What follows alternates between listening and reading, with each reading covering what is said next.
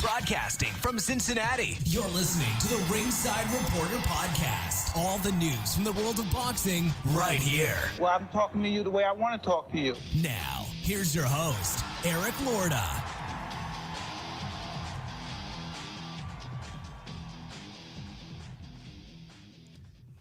And we are live. Welcome to the Ringside Reporter Show, where we talk about the latest boxing news. If it's related to boxing, we'll talk about it here. My name is Eric Lorda, and I'm here with my co-host, Joe Habib, and we have a great show for you today. And if you want to call in and ask some questions, you can call in right now at 323-870-3857, and we'll be here till 9 o'clock tonight. And today, we're going to talk about Errol Spence, injured in a car wreck. We'll have the latest news. And Tyson Fury lands himself in our train wreck of the week. Beeb, that's your boy. I love him. That's your boy, Beeb. You're responsible for him. I've told you before in the past. You, and you only, are responsible for Tyson Fury. That's my man. All right. First, we're going to get started with Oleksandr Usyk versus Chazz Witherspoon. Nobody expected a whole lot from this man. I tell you what, nobody expected a whole lot from this fight, but it wasn't bad. Wasn't bad. Usyk wins by TKO when the fight was stopped between the 7th and 8th round. Technically, I guess it was a 7th round TKO. Witherspoon did good, man. Came to fight, but he took the fight on 4 days' notice. And at the end of the day, man, that just ain't enough time to prepare for somebody like Usyk. You may be able to do that with some lower level competition. You're not going to do it against Usyk. Usyk looked really good. You know, when I was watching Usyk, the one thing that kept coming back to me is Evander Holyfield. He reminds me a lot of Evander Holyfield. Lots of movement, really good skill, really good boxer. Knows what he's doing, knows how to fight, obviously. Just really good boxing skill, real technical. Not the heaviest puncher, but I think he's going to do great at heavyweight. I don't know. I think he gives everybody fits at heavyweight. Everybody he fights he's going to give a fit to. And I don't know too many people that I would pick against him right now. Now, he is the mandatory WBO challenger. Andy Ruiz and Anthony Joshua are going to fight for that, I guess, in, was it December or November? I think it's December, right? Correct. All right. December. He'll be the mandatory there, but then the IBF has got their mandatory. Beeb, like we said before, that title, that Joshua and those titles, excuse me, that Joshua and Ruiz are fighting for, those are going to get fractured. There's no question about that. That's the winner of that belt will have those titles for about 2 days before they get fractured. They're not going to be able to work anything out or anything like that. So Usyk will probably take that mandatory and fight somebody and become the champion. What were your thoughts on Witherspoon? What were your thoughts on Usyk? Now, you talked to me earlier in the week. You said you've interviewed Witherspoon before. He seems like a very down-to-earth guy. He seems just a very class guy in the post-fight that you sent me also. Talk a little bit about the fight. Well, here's the thing.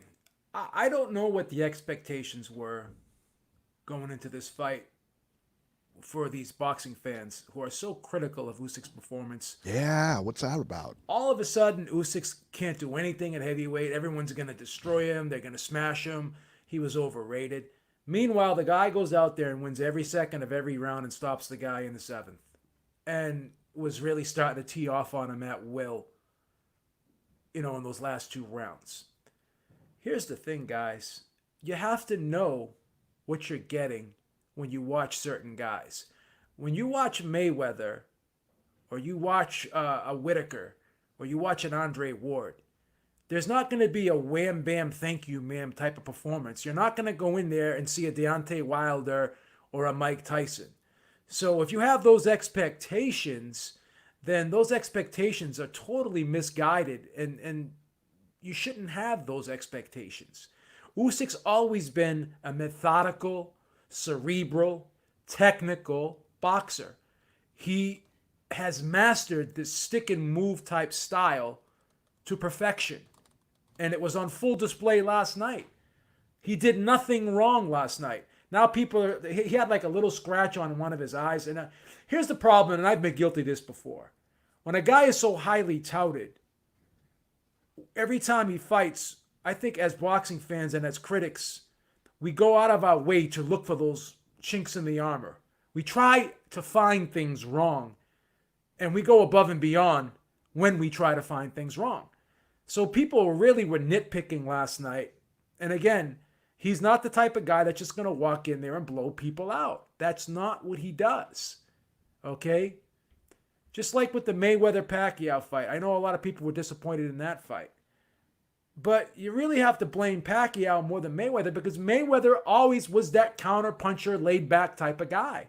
And the onus was on Pacquiao to take it to Mayweather, because Pacquiao was the offensive, dynamic type fighter. And that didn't happen. So people are really sour on that fight, and they talk a lot of trash about Mayweather, and they blame him just as much as Pacquiao. But again, when you see a Mayweather, you see certain fighters, you should know what you're going to get based upon their style. So I don't know what people were expecting last night. What did Usyk do wrong last night?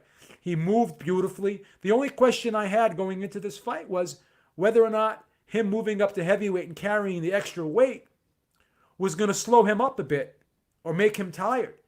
And, that left hand was being fired out there with perfect, precise efficiency last night. It was like a razor dart. It was a beautiful shot. The jab was beautiful.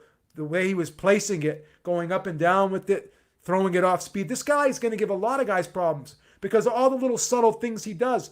He'll punch you and he'll move. He's always moving after he hits you. He never stays still in one spot. He's constantly circling you, and he doesn't circle you in one motion. Sometimes he'll circle to his right, sometimes he'll circle to the left, sometimes he'll take a half step back and then step over. He's constantly changing up his rhythm, his attack patterns, and his movement. Where more so Lomachenko, as good as he is, he's more of a pattern type fighter. Usyk, on the other hand, in my opinion, is more unpredictable. And he keeps his hands up real high. He's really defensively responsible. You have certain guys that move, that they use their legs for their defense. They move well. They like to step around you, circle you, turn you, pivot around you. And then you have guys that are like James Toney, Pernell Whitaker, stand right in front of you, use a lot of upper body, waist and head and shoulder movement. This guy can do it all. Yeah. That's why this guy is such a threat. Now again, is he a huge puncher? He's not going to be a huge puncher at this weight, okay? But again, if you hit somebody enough times, then after a while, it's going to start hurting. It's going to start causing damage, okay? And he is such a precise puncher. Like, when you watch him throw punches, like you see the little space that's given to him, and he just threads the needle. He loops it right around you. Like, you give him this much of a space, he'll loop it around your guard. He'll punch through your guard. And as a fighter, you may think hey, I got all bases covered here. But you may have that little opening, and he finds it every time. And then he puts shots together, and he's a volume guy too. Now, I'm going to be perfectly honest with you. If you were to ask me, who would this guy beat and who would he not beat? I think, in my opinion, without hesitation, unequivocally, I would pick him to beat anyone. I think the only two guys that would give him problems would be Wilder and Fury. Because Fury's a big, tall, slick boxer himself. He's awkward, and he's good defensively. But Fury is more of a risk taker. He'll keep his hands down. He'll kind of try to lure you into stuff by giving you his shin to try to get you to open up so he can counter. Usyk is a lot more disciplined in the fact that he always keeps his hands up high, even though he moves well and moves his head well. He's a little tighter defensively, and you could argue that he's quicker on his feet than Fury. And these tall guys don't like punching down. Even though you get more leverage when you punch down, and you can cause more damage when you punch down, it's still harder to hit the target when the target's lower and you have to alter the trajectory of your punch. It's much easier to throw your punch straight out than to throw it downward and be accurate with it. So that's another feather in Usyk's cap as well. And then people saying, oh, well, Wilder will murk Usyk. Guys, we have to keep in mind a couple things, and we talked about this. Artur Szpilka, Gerald Washington were outboxing Wilder. Yep. Okay? Luis Ortiz was outboxing. He was winning that fight. He was winning that fight. Szpilka was winning that fight. I don't give two shits what the judges say. They were clearly winning the fight before they get clipped. Mm-hmm. Now, Usyk, as defensively responsible as he is, will he get clipped? Now, we have to say one thing, to credit Wilder. He's been in there with Fury, who you could also argue is probably another great defensive boxer, and he connected that bomb twice. So if he can connect that bomb twice against Fury, then he may be able to connect it against Usyk. But again, Usyk is a more compact target.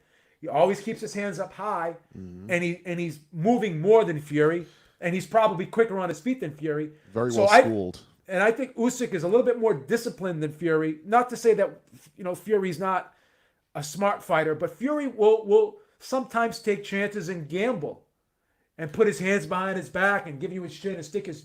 He'll taunt you, and by doing so, he puts himself in harm's way. Usyk will never do that.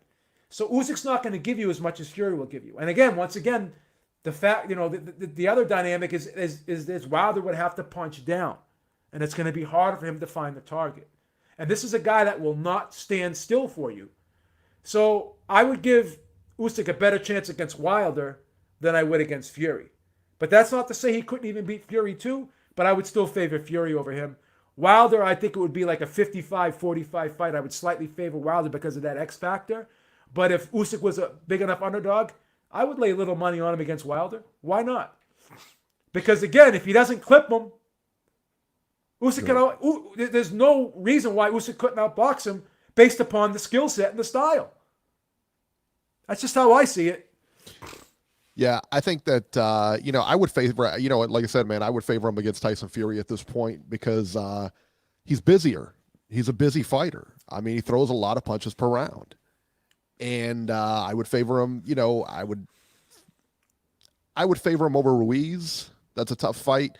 I would definitely favor him over Wilder as far as the decision goes. But a lot of people I favor over Wilder. But the thing is, man, I mean, he's got that equalizer. He's got to touch you once, and then you're gone. So that's a hard thing to overcome in 12 rounds. And we were talking about it was comparing him to Evander Holyfield, and I think it was Clifton in the chat said that Holyfield was a better inside fighter and had knockout power. Holyfield did not have knockout power. When I think about knockout power, I think of Tyson, I think of Wilder. The thing is, Evander Holyfield wasn't that one-punch guy. Even Joshua's not a one-punch guy. No, that one-punch power, that's hard to come by. It's not something everybody has. Not everybody has it. And, it's more of a build-up. It's more of the, he's making you work. It's the fatigue and everything here. And that's what I think, in the end, got Chazz Witherspoon in the end here, was that fatigue. And he took the fight on 4 days' notice. And I tell you what, man, good for him, man. That's a tough task. But I think the fatigue ended up getting to him. But, you can credit Usyk for that pace. You can credit Usyk for throwing the punches. You can credit, there's a lot of things there. And listen, man, I mean, I don't know how you can complain about that performance last night. He did exactly what he was supposed to do, and that's go out there and take somebody clean out. In the heavyweights, we were wondering, was he going to go the distance? Is he going to go, how's this fight going to play out? This looked exactly like a cruiserweight fight. He looked exactly like he did. There was no changes at all. Did what he always does. Not even missing a beat, nothing. Now, again, the announce team at the Zone, with their little, chiming in with their ridiculous comments. Every broadcast, they're going to say something irrelevant like they always do. A couple times he shook his shoulders out, and he was shaking himself out, loosening himself up a little bit. Oh, is something wrong with There's something wrong with his shoulder. Yeah, I heard that too. Again, stop manufacturing stuff. The thing Stop is, it had no impact or effect on his performance at all. You have to look at how the punches were coming out. They were snappy. They were fluent. They were flowing perfectly. They always got to create some drama over there. They all again. Always. They have that HBO syndrome where HBO would always try to create a narrative and a story just to try to hype things up and make things the way they wanted them to be, not what they were. And again, that it was an irrelevant point to bring that up. So what? So yeah. What? Big He deal. shakes out his hand. Oh my God. I don't like the DAZN guys, man. I really don't. They really need to gut that announce team. They're not good. I can take Chris Mannix a little bit. Sometimes he's okay. I'm not a Chris Mannix guy. But even he'll say ridiculous things at some points too. Clifton Brunson says, point taken, Eric, but Holyfield sat on his punches a little bit more. Still a volume guy, still a guy that broke you down with volume and pressure and just precision. Yeah. That's what he did. You take a look at Evander Holyfield's first fights at heavyweight, and it was a developing process, and this is much the same way. Yeah. It's going to be a developing process. As Usyk goes on, he said he's going to put on more weight. He's going to try to, kind of put himself into the role, so to speak, That's a lot to ask. I mean, again, he's moving up in weight. I mean, these are big guys. There's no weight limit here anymore. They don't have to weigh a certain amount, man. There's no weight limit. Joel Lopez says, bring Barak to Ringside Reporter. And to that I say 100% no. I would interview them, but the problem with them is they're very cocky. I've seen them on other shows for no good reason. Yeah, they act like they're the shit. And okay, for what? For what? What do they do? They dress up other dudes. That's what they do. They put clothes on other men. I'm not a big fan of them guys. You're from Boston, all right? You're from Boston. You're from Massachusetts, right? You don't see guys dressing up other guys. If a guy tried to dress me, try to put a jacket on me and stuff, I'd probably fold him up. We got a problem. I'd fold him up, man. I'd fold him up and stick him in the corner somewhere. Got a problem, right? I'm just saying. Now, if a girl wants to do that to me, that's fine. Animal. I'm not. Guys can't do that to me. Different story. I'll tell you what. I know in Cincinnati, we call a guy who dresses another guy not a guy. All right, that's what we call him. All right. Yeah. And again, to be politically correct, because we're on Fight TV now. Not that there's anything wrong with that. We're not saying there's anything wrong with that. Oh. But if you're a that's not my cup of tea. That's if you're a heterosexual man and you're doing that, then it's kind of iffy. Well, I find it fascinating that they just they act so cocky and everything like that, and like you said, they act real arrogant when they're on other shows. For what? And they have no merit to do so. Like, what have they accomplished? You're dressing up Canelo. This big white coat will look so good on you, Canelo. Oh, you look great, champ. And then when they interview other fighters, and they interview like Joshua, and people come on their show, all they do is kiss their ass. That's all they do. Like, they're an art. Like, you show fighters respect. Right. And again, you could have a good rapport with a fighter. But if you're gushing all over a fighter while you're interviewing him, that's kind of corny, and it's really a bad look. Yeah. You know what I'm saying? So, which is why I don't do interviews anymore. I mean, when I interviewed Sugar Ray Leonard, I mean, that's my favorite fighter. But if you go and listen to that interview, it was a good interview. It wasn't like I was kissing his ass. Right. I really wasn't. But I will tell you, Beeb. The Christina Hammer interview, you were gushing a little bit. A little bit. She was very cute. I did say some good things about her. I did. Absolutely. Well, hey, there's a lot of good things about her. Yeah. There you go. Centurion Sun says we need Akin Barak to spice things up at the Ringside Reporter. Listen. How dare you? Enough with the trolling. It's never going to happen. How dare you? You want to go listen to Akin Barak? Pop open your DAZN app. That's fine. Pop open the DAZN app. Pop open the DAZN app. You can watch them all day. Over and over and over again, because the stuff is on archive. You can watch them. You can watch him take the jacket and put it around over Canelo's shoulders all day if that's what floats your boat. That's right. You're welcome, you can even reverse it and see him taking the jacket off of Canelo. Exactly. You're welcome to do that. You're totally welcome to do that. There it is. Centurion says they lost their jobs at DAZN. I don't know, but they lost their job here, put it that way. Clifton Bronson says, how many fights will Usyk need development before he's ready for the top heavyweights at his age? Couple fights. I think a couple fights. I think one more, he's probably going to fight for the title, to be honest with you, because like I said, that belt's going to be fractured. And if Andy Ruiz wins that belt, he's going straight to Wilder to make an undisputed champion. 100%. They're not. Yeah, and he'll be the guy. Whoever wins that fight will be the guy. Did they get rid of that girl, Kate Abdo, or whatever her name was on DAZN? Did they get rid of her?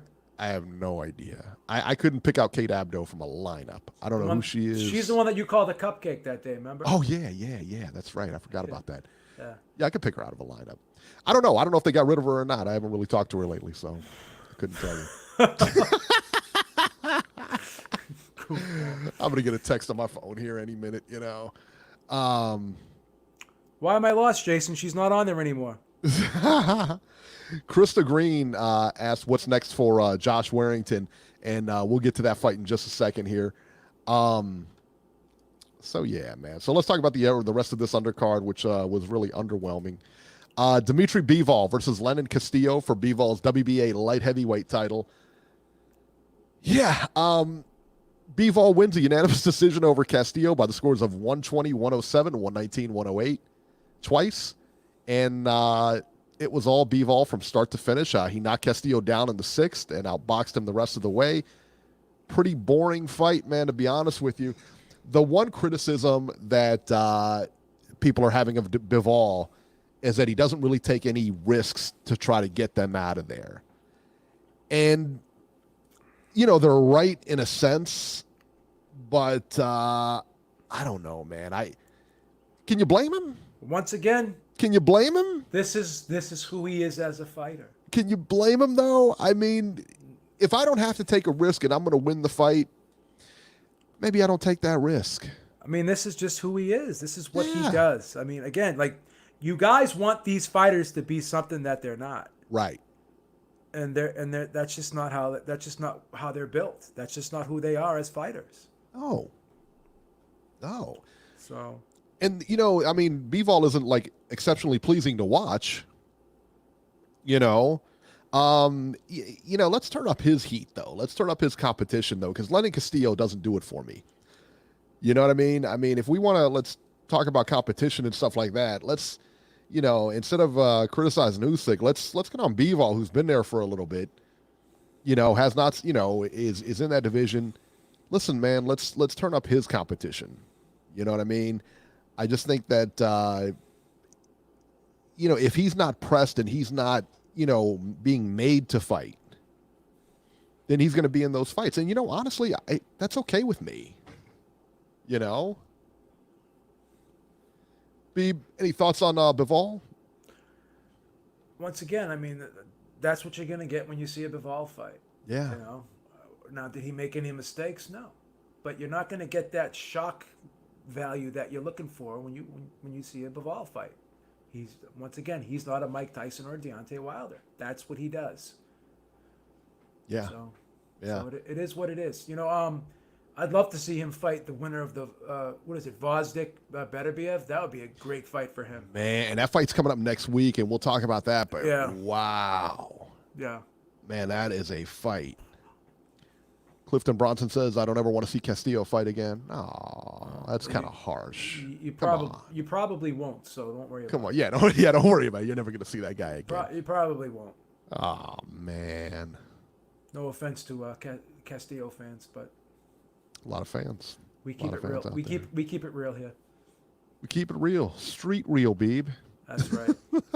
We hit you with the truth serum over here, baby. That's right. Give you the truth serum.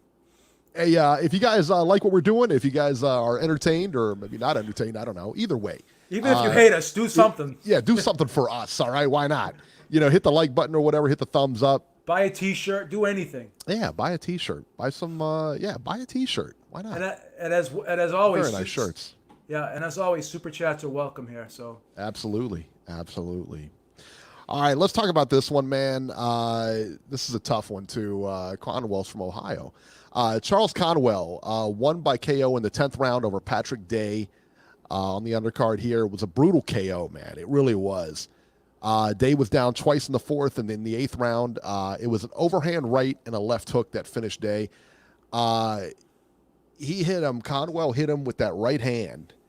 It was a big overhand right that really I mean, that's what started the whole thing, man. He got hit with a lot of overhand rights there, and they weren't like just like grazing overhand rights. They were smashing right hands. And he hit that guy flush. He hit Day flush, man. Day goes back a little bit, and left hook just caught him right on the button, man. Just put him out. He was out before he hit the canvas. When he hit, his head like bounced. And they showed a close-up of him, and his eyes are rolled back in his head. You could see his eyes like rolled back. So you just figured, hey, man, maybe it's just a quick, like he's just out, Turns out it wasn't, man. He was actually rushed to the hospital to undergo emergency brain surgery. Turns out he wasn't, he never woke up, you know what I mean? He was in a coma. So he was rushed to undergo emergency brain surgery, and he remains in a coma, and that's his latest condition as of post time tonight, man. Sad. I hope he comes out of it. But let's talk about this for a second, Beeb. And it has nothing to do with Charles Conwell or Patrick Day, but we've seen this a lot this year, just this year. It seems like we're seeing more of this now than we have, in the past here. Myself, I don't blame the referee. I guess you kind of do blame the referee a little bit. But the referee, I've said it before, man, the referee and the corner have got to have your interest. And this, I've got to go out there and be a warrior mentality when the fight is completely out of reach. The fight's not even on the table anymore. He's losing. There's no way he's winning this fight. Pull him out of there. Why does he have to take these shots when he's not going to win the fight? And that's not on him, because this is what he's trained to do. He's trained to go out there and take those shots, all right? And if you ask him, does he want to go back out there? 9 times out of 10, his answer is yes, all right? You as a corner know that. Don't send him back out there. You make the decision. You don't look to him to make the decision for you. He's got you in the corner to make those decisions for him. You're not doing it. There's got to be something that cornermen have to go through to get a license, and I believe there is, but there's got to be more to it than what they do. Because your uncle in the corner, your dad in the corner, or whatever. I'm talking about trained cornermen. There has to be some kind of class on this. There has to be some kind of, multiple classes, I would think. I don't understand it. I don't understand the mentality. I don't understand why Patrick Day was still out there in the 10th round. After those knockdowns, after getting hit, overhand rights over and over and over again. Why is he still out there? Why? I don't understand. You're the corner guys. You're supposed to protect him. The referee, you probably could have stopped that fight way before it was. He got hit, and they could have stopped that fight before he was knocked unconscious. You know what I mean? And again, they keep sending him out round after round. Are you guys that oblivious to what's going on here? You know what I mean? Are you that oblivious to not see that your fighter not only is not going to win, not even going to come close. Just use your head. The knockdowns alone in a 10-round fight, you're not winning that fight. Here's the question that I ask time and time again from the referee and from the trainer in the corner of the fighter who's getting damaged and banged up. If that was your son or your loved one, would you continue to send him out there? And if the answer is no, then you pull this guy out. You don't let him continue to fight. Oh. And here's another thing too. This really irks me when I see this. And the big problem with these situations and these incidents, and they keep happening, is because I understand when you're building a fighter, you'll give him soft touches. But once a guy's at a certain level, the mismatches have to stop. When you put a guy who's 20-0, 25-0 in there against a guy who is severely overmatched, every week when you look at these lines in boxing, right, and you see the favorite a minus 10,000, a minus 20,000, that's a mismatch. And that's one thing you cannot criticize the UFC about. Because if you're in the UFC, if you don't fight top-level guys who are on the same level as you, guess what? Dana White doesn't put you on the card. You don't get a fight. You get shelved. So I'm tired of seeing these mismatches. That's number one. And number two, referees and cornermen need to be punished for this. They need to be suspended, possibly fined. And when I say suspended, I mean a long suspension, a possible ban. Okay? Because this is like manslaughter. It's incompetence. This is incompetence. Okay? So, number one, the mismatches when a fighter gets to a certain level have to stop. They have to stop. Now, I'm not saying a fighter has to go in there and fight murderer's row, fight after fight after fight. But when you see a guy who is like, it's almost like watching a pro team versus a high school team. When it gets to that large of a gap in skill, that's a problem. That's like putting me in there right now with the pro fighter. Right. And here's the problem too with the sport. How do you become a pro fighter, Eric? What is the requirements? Yeah, you know what you do? You go down and you fill out the license, and you are a pro fighter. You get it. All you have to do is pass a physical, and you can get licensed. I was going to say, yeah, I don't even know. You can get again. So you can't just let anyone step in that ring. You can't. Right. I remember, and this is honest to God's truth. You remember Peter McNeely, right? Yeah. He fought a guy with regular gym shorts on and like tennis shoes on. They must have picked this guy out of the crowd to fight him, and the guy gets hit with one punch and it's over. It's like, what is the sense to that? And this is when Peter McNeely was like 29-0, fighting guys like this. And listen, Peter McNeely could fight. He gets busted on. I know he gets busted on all the time for less than 30 seconds with Tyson or whatever he lasted. Yeah. But that guy could fight, and that guy could hit. He was a good fighher. Well, he was solid, Let me tell you this. I don't think any one of us here or in the chat would want to meet him in a dark alley. No. Let's just or in a bar fight. Let's just put it that way. Right. I'm not fighting that guy. That guy can hit you and he can hurt you. Yeah. He could damage you and cause cause you to have damage for the rest of your life, possibly. Sure. That's how dangerous this guy is. So, again, you got to blame these commissions for allowing just anyone to get in the ring, okay? And you got to blame these commissions for allowing these mismatches. And these referees and these trainers need to be punished for their incompetence. And they're not. And that's a shame. It is. It is. And like I said, I mean, I don't know who was in the corner of Patrick Day. I don't know. But, whoever was in the corner in there failed him. They really did. Because, again, we're watching this fight play out knowing he's getting hit hard. He's getting hit with flush shots by a former Olympian who fights all the time, who's probably been fighting since he could crawl. You know what I mean? This guy is a dangerous, dangerous guy, man. And you just let him in there. So, why? So he could finish the fight? Really? Ridiculous. So he could finish the fight. Come on, man.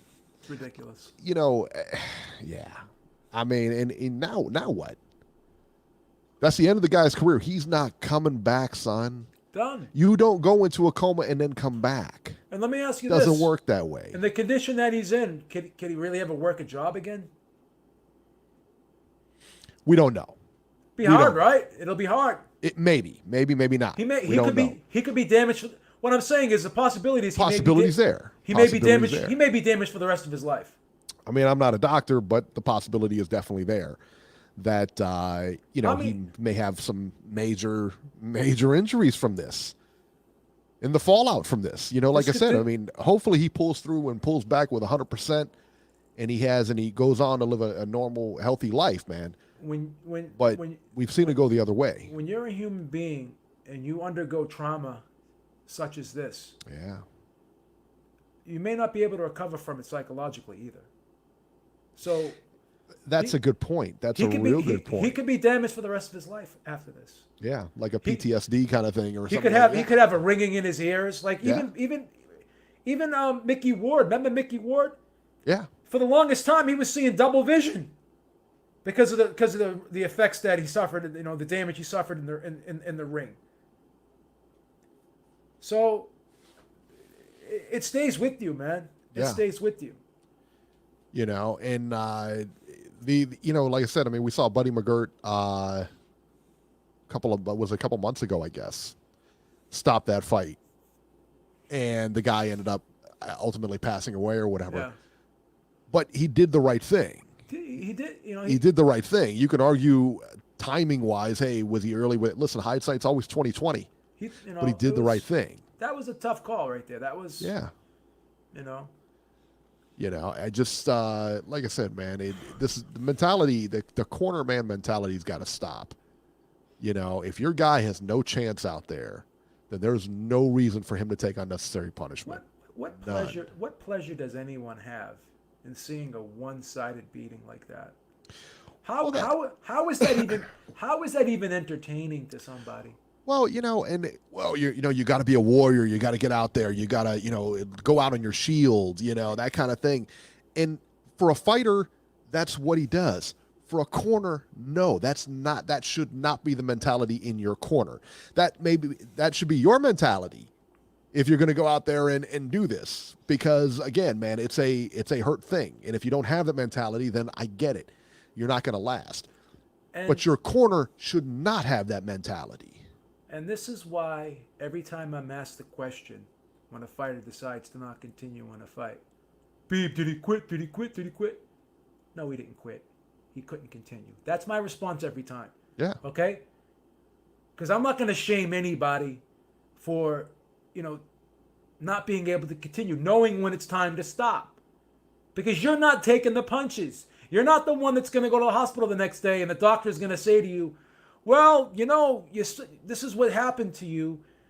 Maybe if you, didn't take as many of these punches and you stopped earlier, your injuries would not be to the extent that they are right now. You don't have to deal with that the next day. None of us do. Right. You don't have to go back to a family and not be whole anymore. Not be able to take care of your family because your brain's scrambled. So, again, when a guy can't take anymore and he decides it's time to stop, we shouldn't shame the guy. I'm so sick of it. Oh, this guy quit. He could have continued.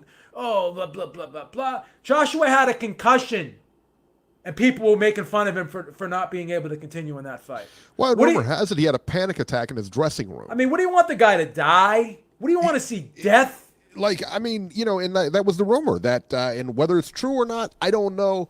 I know Joshua's dad copped to it that he had a panic attack in his dressing room prior to the Ruiz fight. And you sent him out? Listen. Really? He looked like he was on cloud 9 when he was being announced in there. His eyes were like all spacey. There was something, regardless of anything, there was something wrong with him that night. And his father kind of confirmed it. And Eddie Hearn can say what he wants, but there was something wrong with him. Yeah, absolutely. There was something wrong with him. Truth Be Known has got a really good point. He said the BBCOC have a medic ready at all time. This has been the way ever since the Michael Watson situation. That's great, but again, it's if the fight doesn't get stopped when it's supposed to get stopped, the medic can't do anything. Can't The do medic anything. is the medic is there to take care of situations when it gets to a point of no return. You know what? And we're talking about this. Okay, we're talking about this at a television level, Beeb. This is a like ESPN, DAZN, High profile level. The high world, level. the What world about the is local watching. fights? What about those local fights that nobody could care less about? I would think that there's no medic there. You know what I mean? There might be a medic there, but there's no oxygen waiting or anything like that. I mean, obviously you got to have a doctor. There's got to be some kind of commission. You could be in Oklahoma somewhere where there's not even a commission. Or if there is a commission, it's not really a big commission. Right. Who's going to protect those guys? At a gym, at a high school gym, fighting at 8 o'clock on a Saturday. You'd be surprised, all these little towns and cities in the United States where they have fights. And they just throw these events together, guys. Oh, yeah. They just throw them together. 100%. It's ridiculous. High school stadiums, they have like a fight. They'll throw a ring in there and they'll just have a fight.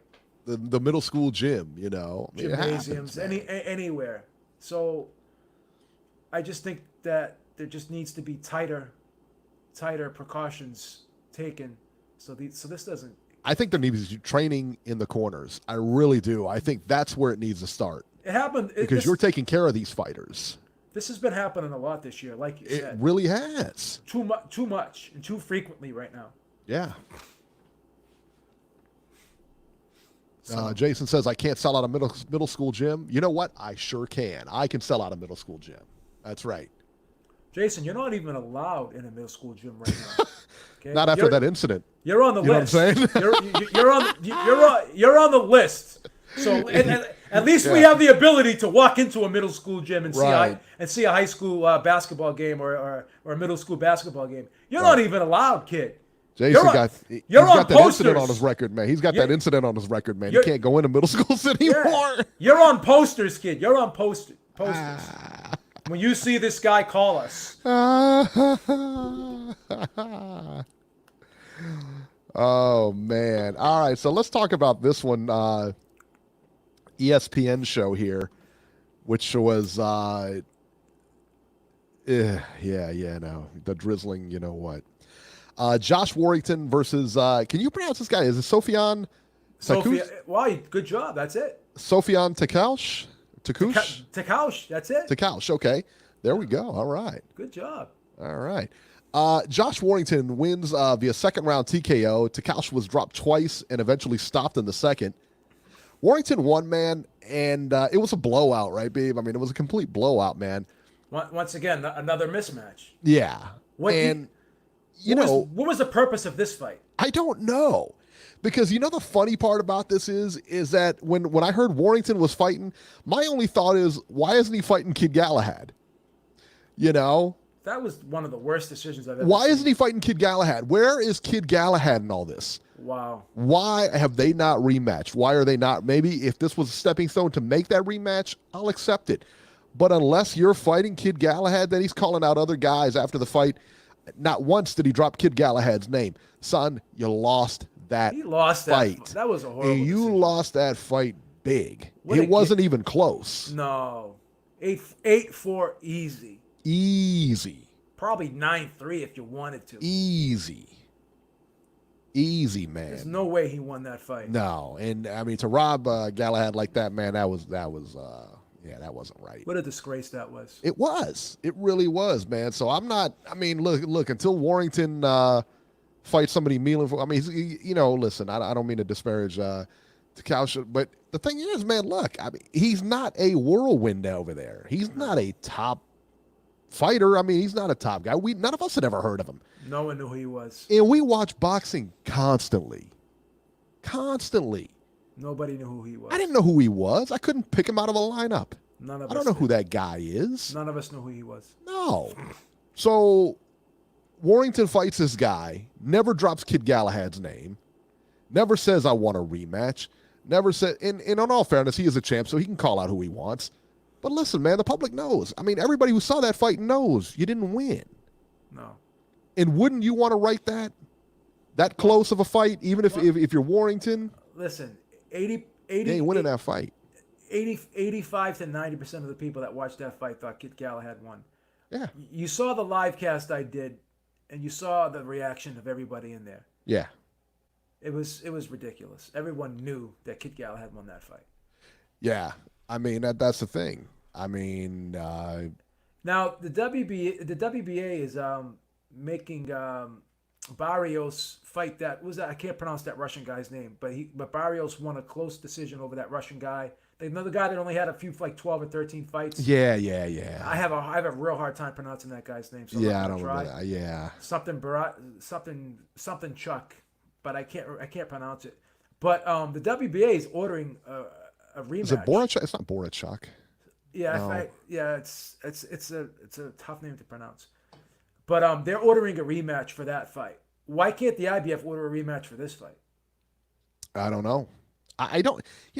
Who knows, man? Because the whole card, this whole card was lousy, and me just watching that fight or whatever. I went and watched it later on YouTube or whatever.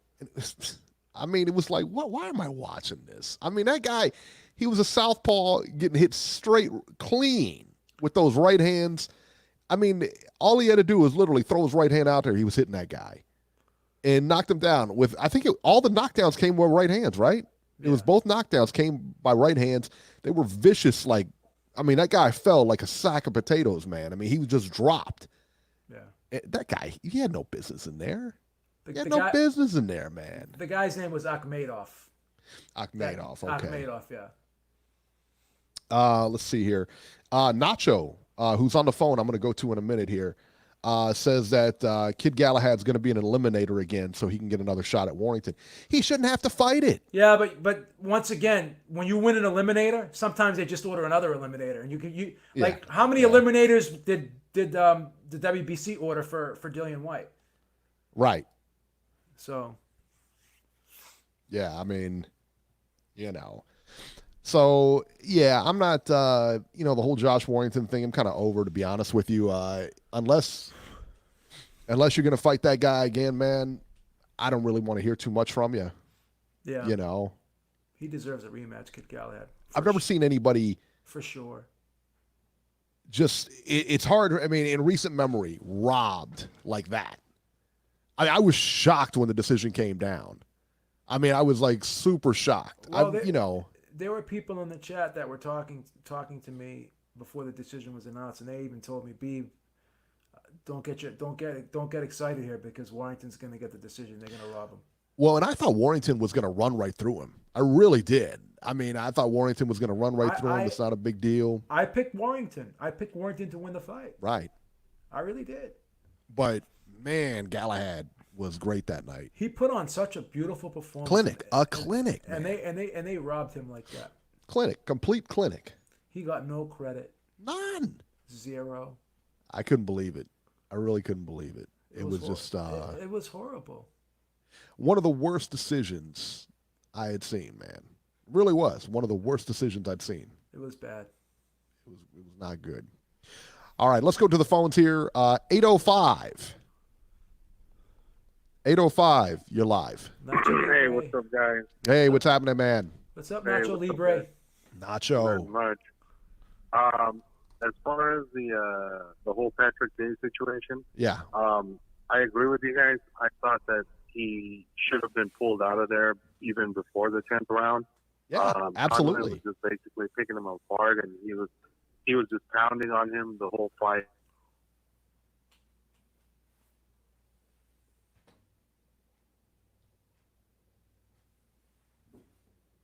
Unbelievable, and his corner should take the blame for what's happened to him since.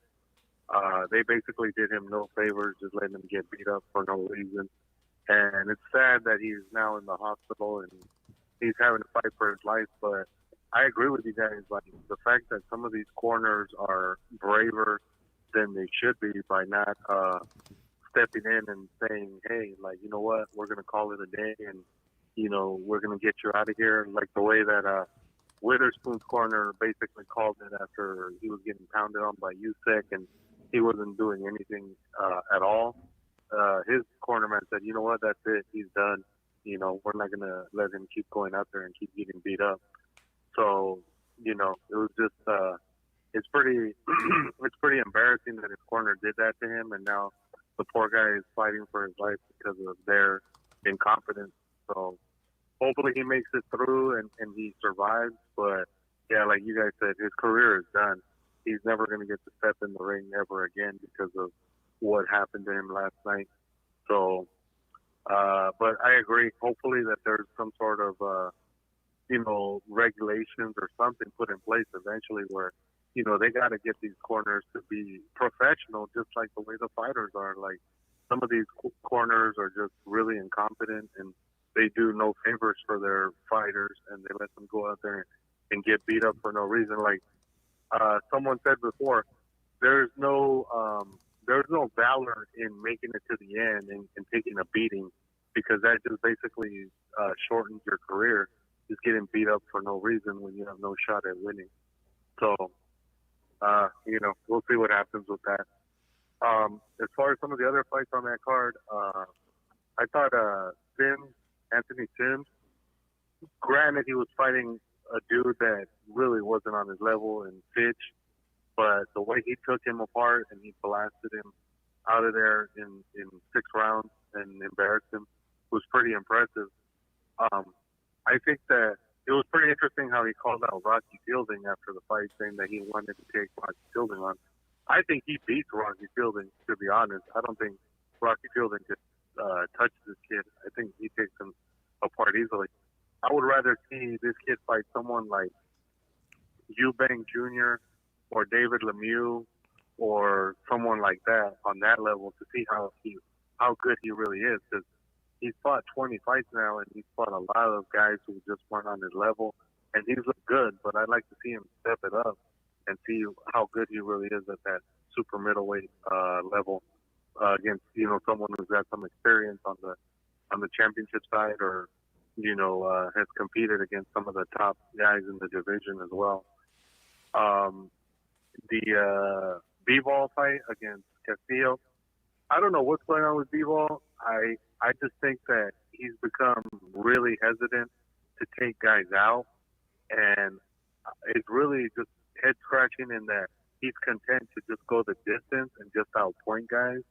Recently, he had a chance to take Castillo out in the 6th round when he dropped him, and instead he just was so content to just cruise and win a decision. And he won wide, which, you know, is great in a way, but at the same time, he should be out there, you know, trying to take guys out and raise his profile.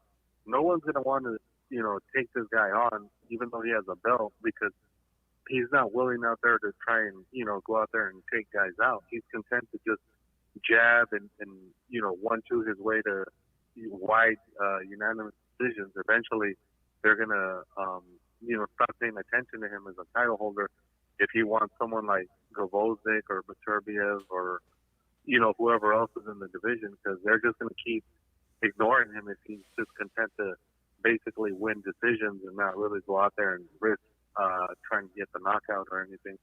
So, you know, he put on a good performance, but it's still kind of boring that he's okay with just going the distance and winning wide points decisions. And then with the main event with Usyk and Witherspoon, it's kind of a tough break for Usyk in that, you know, it would have probably been a different fight if he had been able to fight Spong. So for Spong to get busted 5 days before the fight is just really a unfortunate break for Usyk, because he should have been able to take on that guy, and, you know, maybe he gets more of a challenge from him, because Witherspoon had been around the last 5-6 years, but he had fought like on nothing but like off TV club shows, and he was beating like nobody.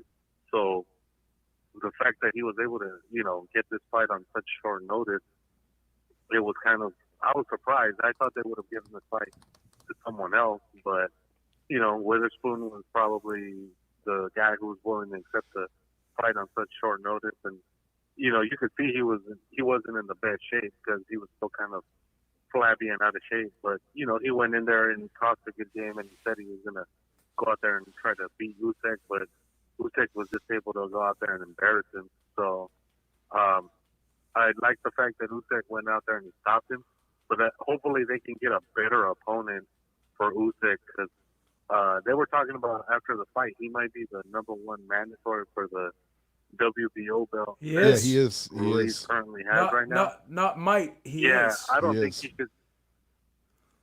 Yeah, I don't think he should be getting a title shot in his second fight at heavyweight. I think they need to give him at least a few more fights Well, the way it to works, prove how good he really is going to be. the way it works, if he's a champion coming up, he's kind of like the mandatory coming, kind of like Crawford was coming up from junior welter to welter. He's automatically the mandatory when he comes up. WBO is no stranger to doing that. They've done it before. Yeah. I don't agree with it, but that's what they do. No, yeah. And and the thing is, Yeah, the thing we forget was, who was he supposed to fight before Spong? He was supposed to fight somebody, I thought, before Spong. Povetkin. Then he was supposed to fight Spong. No, he was supposed to fight Takam. Oh, Takam. I'm sorry, that's correct. Yes. Takam.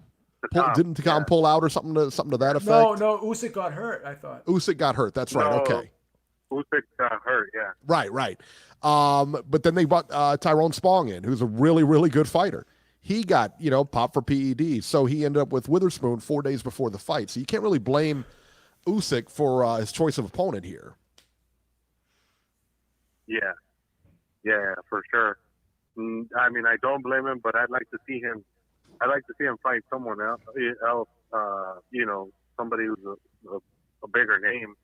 I would too. Before he gets a title shot. I mean, because beating Witherspoon doesn't prove anything. He just went out there and he beat the guy that he had to beat. He was just basically a sparring partner last night for him. That's all that was. So, we'll see what happens. And as far as the Warrington, you guys are talking about that right now. That was just a classic Frank Warren stay busy fight. He gave Warrington a tomato can that he could go out there and he could take out really quickly and just basically stay busy and collect another payday. But I had read earlier that supposedly Galahad is going to fight another guy in another eliminator, and the winner gets a shot at Warrington. So apparently Galahad's being made to jump through another hoop in order to get a rematch at Warrington if he wins. So we'll see. We'll see what happens in that fight and see if he gets his second bite at the apple against Warrington.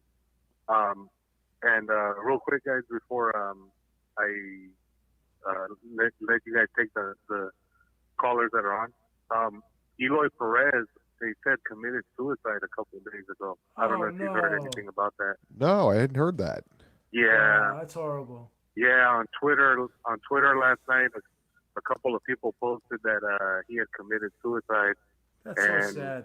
They haven't released any details about what happened, and yeah, it's just so sad to see that kid at his age just decide to, that it was time for him to go. And they haven't released anything yet, but a couple of people on Twitter have basically said that it is true that he did a pass on Friday night. So I just wanted to put it out there. How old is he, Nacho? See if maybe you 32. guys can find out. 32? He was barely going to be 33. Yeah, but they got him listed as 32 here. I guess on October 25 he'll be 33, or would have been 33. But I see a lot of stuff. I don't see anything official yet. So I mean, any kind of news reporting. I see Reddit reporting it. I see forums reporting it, but I don't see anything that. I'm not again, not to say it didn't happen. I don't know. But I don't see anything official yet. Yeah, so I'm surprised it wouldn't be on ESPN by now. Yeah. Yeah, none of the websites like ESPN or Boxing Scene or The Ring have reported it yet. But a couple of people on Twitter who are like boxing writers have mentioned it. So it does sound like it did happen. So it's just unfortunate, such a young guy and. Yeah. He decided to take his own life. It's pretty sad. Yeah, it's horrible if it's true. Yeah. All right, guys. Well, that's my call, and I'll let you guys take the other call. All right, talk Nacho. to you guys next week. Thank you, Nacho. sir. All right, man. Have a good one, buddy. Yeah, I hadn't heard that, and again, it's not listed on any. What a It's shame. listed on forums. It's listed on, like I said, Reddit and forums and all that other good stuff, but nothing official per se yet. Nothing official. So what a shame. if it's true, yeah, it's a shame. But we've seen this before. We've seen stuff like this play out before, where somebody claims this or claims that, and it's not accurate. So we'll hope for the best and hope it's not accurate. Yeah. So there you go. All right, let's talk about the upcoming fights here. We got a good one coming up here. Let's see here. Bring this over. Yeah. All right. So we were talking about how terrible that card was. Josh Warrington versus Sofian Takaush. That was the main event. Zelfa Barrett versus Jordan McCoy. Lyndon Arthur versus Emmanuel Anim. This is horrible. What a terrible card, man. Yeah, not good. No. What in the world were they thinking putting that on? Not good. Josh Warrington, like I said, he was the main guy there, obviously, but come on, man. Yep. All right, so October 18th in Philadelphia on ESPN, Oleksandr Gvozdyk, I almost said Usyk, Oleksandr Gvozdyk versus Artur Beterbiev, or however you want to say it. 12 rounds for the WBC IBF light heavyweight unification. How good is that? How good is that fight, man? That's awesome. It's crazy. On the undercard, Louis Collazo, yes, he's still fighting, versus Kudratio Abdukarov. I don't know. I'm going to take a guess there. Michael Seals versus Elio Geraldo Trosh, 10 rounds, light heavyweights. So there you go. Sonny Kanto also on that card in a 4-rounder against Steve Lyons, heavyweights. Sonny Kanto making the rounds, man. Getting some fights under his belt. Look at that. October 18th on Telemundo, Emmanuel Colon versus Richard Zamora, 10 rounds, junior welterweights. October 19th from Newcastle, England, on DAZN, Lewis Ritson versus Robbie Davies Jr., 12 rounds for the WBA junior welterweight eliminator. Ted Cheeseman versus Scott Fitzgerald, 12 rounds for Cheeseman's British junior middleweights. For Cheeseman's British junior middleweight, I guess maybe junior middleweight title? I don't know. That's another one that that card doesn't do a thing for me. I don't know. Are you excited about that card, Beeb? You're our English guy. Not incredibly, no. Doesn't do a thing for me, man. Lewis Ritson and Robbie Davies. Yeah. No, Cheeseman and Fitzgerald. I don't think so, man. Doesn't do it for me. On UFC Fight Pass on October 19th from Ontario, Cody Crowley versus Mian Hussein, 12 rounds junior middleweights. Will Madera versus Ricardo Lara, 8 rounds welterweights. So if you want to pay for UFC Fight Pass to watch that, you feel free. Yeah, that ain't happening. I'm passing. Yeah, I'll pass on the pass. Yeah, that's right. That's right. Unless you're a UFC fan, then it's worth it. But if you're not, not so much. Well, you can get the pay-per-views on ESPN Plus, so what's the sense? Yeah. Yeah, there you go. We only watch the pay-per-views anyways, right? That's right. That's all we do. October 19th from Chihuahua, Mexico. Or is that Chihuahua? I guess that's Chihuahua, isn't it? Yeah. Chihuahua. You're a Mexican, bro. Come on, what's going on? Do you remember WKRP? Do you remember that old show, WKRP in Cincinnati? Yeah. Oh, my God. You remember that? Yeah. All right. You remember Les Nessman, the news guy on there? Yes. He used to call it Chihuahua. He used to call the little, instead of Chihuahuas, he called them Chihuahuas. All right. Anyway, from Chihuahua, Mexico, Golden Boy Facebook Watch. So it tells you what kind of card this is going to be. Oscar Duarte versus Richard Solano, 10 rounds lightweights. Francisco Vargas versus Ezequiel Aviles, 10 rounds lightweights. Luis Hernandez versus Victor Zuniga, 10 rounds junior welterweights. Let's see. I think that might be it. That is it. That is it for this weekend. Let me see what's on tap here. Give me one sec. All right. And TBE fights in a couple weeks here. Wanheng Menayothin. TBE, baby. All right, so let's talk about the big fight this weekend. Let's see here. Between Gvozdyk and Arthur Beterbiev. Wow. 12 rounds, WBC, IBF unification fight. This is a good fight, Beeb. Oh, it's a phenomenal fight. I don't even know who I want to lean toward Beterbiev. No, I like Gvozdyk in this fight. Much better boxer. Yeah. Better defense, a lot better movement. I think it's going to be good, man. Beterbiev gets hit an awful lot. I like him, though. I like him. And I like him in this fight, man. I think he wins, but I'm not 100% sure. I'm not 100% sure. I feel pretty good about picking Gvozdyk here. Wow, look at you. Yeah. Man. I think outside of the power, what else is better? What else does Beterbiev have over Gvozdyk? I don't know. I like his power, though. He can hit. Can that power erase all the other advantages that Gvozdyk has, though? Hey, listen, Gvozdyk could get hit, too. I mean, you saw him in that Stevenson fight. Yeah. He got touched up. I mean, it wasn't like, he wasn't getting hit in that fight. I mean, he was getting touched up, man. When Beterbiev gets hit, though, like you see his head do the jiggly wiggly. You know what I mean? He gets He gets it really flush. I don't like how clean he takes shots. So that's what I'm saying. Like I think defensively, he's got a lot of holes. Yeah, I like Gvozdyk here. Yeah, not to digress or anything, but a lot of people like WKRP. A lot of WKRP in the chat here. I guess they remember it too. So you go. That's an old show. I can't remember all these people remember that. Yeah, it's crazy, huh? Wow. I guess everyone has TV Land then. That's that channel. TV Land has all the they got all the old shows, right? Where they got like the yeah. Oh, you remember that show? That was the best show ever, right? Sanford and Son, bro. Yeah. Who was better than that? You big dummy. That was hilarious, that show. Yeah, that was good, man. Wow. That was too good. I'm surprised you guys like all the old shows. The Jeffersons. Old shows were better, man. I think. Oh, you remember the Jeffersons were really good. Hilarious. Oh, they the were family. Good. Who was funnier than Archie Bunker? Oh, yeah, he was good, man. Imagine having a show like that today. It could never happen. Lisa just walked by me and says, it sounds like you're 100 years old. Lisa, everybody has TV Land in their channel lineup. Yeah, it's from TV Land, not because we were, watching them back in the day. Well, I am ancient. I watch these shows like growing up live because I'm going to be 50 in December. So I am an old fuddy-duddy, but Eric's not. Do you remember the Andy Griffith Show? Yeah, Did you ever watch that? I love that. That was good. That was good. That was one of my favorites. What's Happening, Dr. Mafunga said, What's Happening? You remember that show, a rerun? Yeah. Hey. Hey.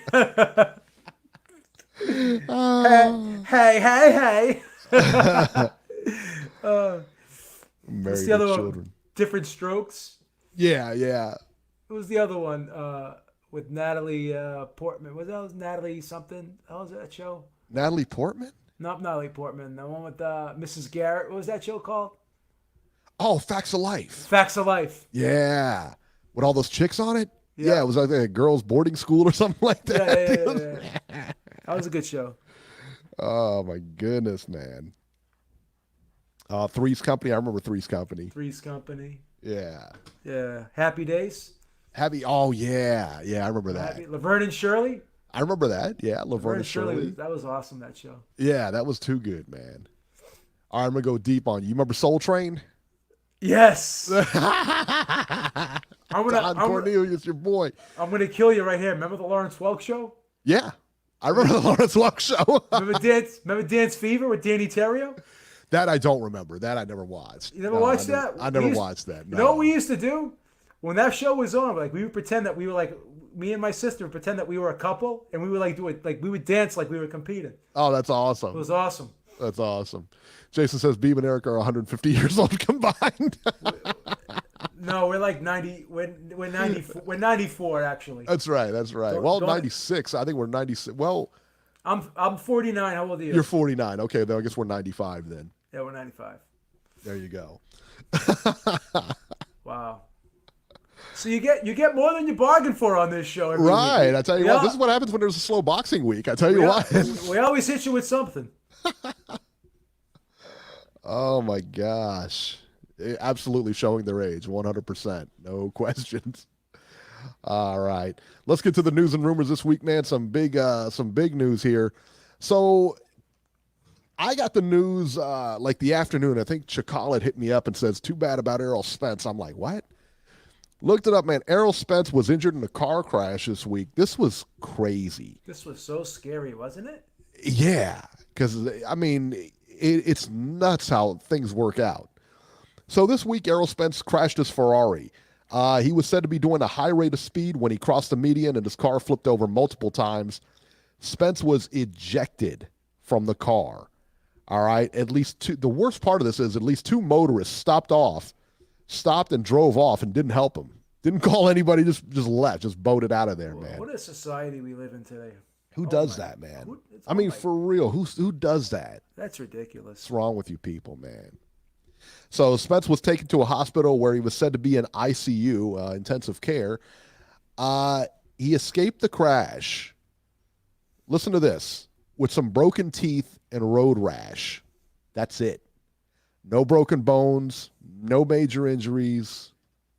How incredible. Is that guy Superman or what? It was just mentioned in the chat, and Dr. Monfongo made a great point. That if he was seatbelted into that car, he would have got crushed. Yeah. He would have got yeah. crushed. So it kind of saved him to not wear a seatbelt. Yeah. How crazy is that, man? But how durable is he that he gets flung from a car and suffers no broken bones or torn ligaments or this guy's got to be built like. Or here's another thing. I'm not a real religious person, I'll be honest with you, but someone must have been watching over him. Had to be, right? I mean, he was unscathed here. That's crazy. Isn't that nuts? I can't believe that. Like, he was so lucky. Wow. So what happened to his teeth? Like, we lose some teeth, or It sounded like there's some broken teeth. You know what I mean? Okay. There's some broken teeth there. Yeah. So, I mean, yeah, it's like that was it. I mean, and obviously he got road rash from sliding on the pavement, but that was it. Wow. And did you see the video? That car, like, oh my! The video. That car was like, it looked like a scene from The Fast and the Furious. It was yes, that's exactly what it looked like because it looked fake. That car looked like it flipped over 2,000-3,000 times, man. Just rolling, man. It got crushed like a Coke can.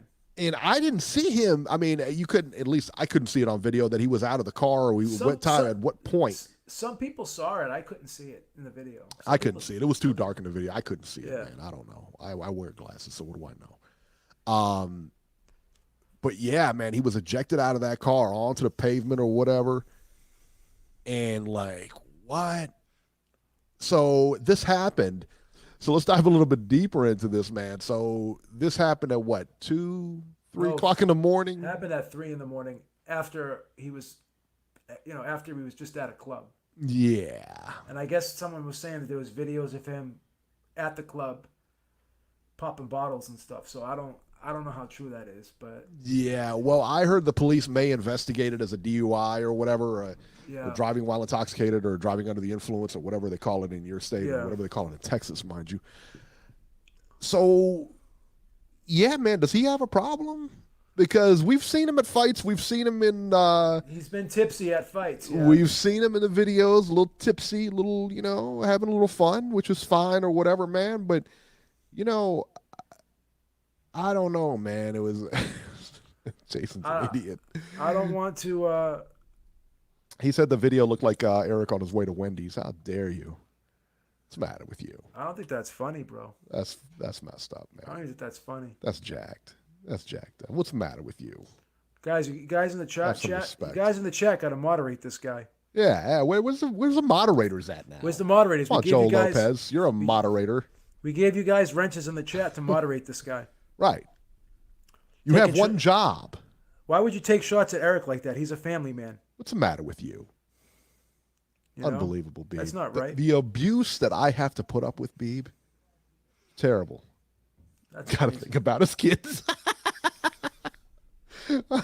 He might have meant Spence. He might not have meant me. I don't know. But either way, But I mean, do we start to like? I mean, do you have some people over there pulling him aside, saying, "Hey, you better get it together"? You know, He needs a talking to. I would say, but he's got Derek James, who seems like a no nonsense guy. I don't know if he is or not, but he seems fairly no nonsense. Yeah. And his father, seems pretty no nonsense. But do you think? Let me ask you, like, if it was, do you think that, like, because I'm assuming that Spence kind of shares the wealth in his family. You know what I mean? Like his dad's never going to go without now. His mom's never going to go without. I imagine he's probably pretty generous with them. And do you think they're more hesitant to come to him like that and still like, I mean, and again, I don't know anything about his family, but I'm speaking in general. I wonder what kind of dynamic that creates. Well, let me tell you this. I sure hope not. I hope not too. Because I'll tell you this, if that was me, and even if it was a friend of mine, and I was financially vested in the friendship, like we had like a business partnership, right, and we were doing well, whatever. I mean, what's more important than health? Health is wealth, right? That's it. Yeah, if you don't have your health, you don't have anything. You really don't. So I mean, it's a cliche saying, but it's true. And you can't keep drinking as a fighter because you're only going to damage your body, right? It's not good for your body. And I don't have a problem with him. This is what I don't understand, though.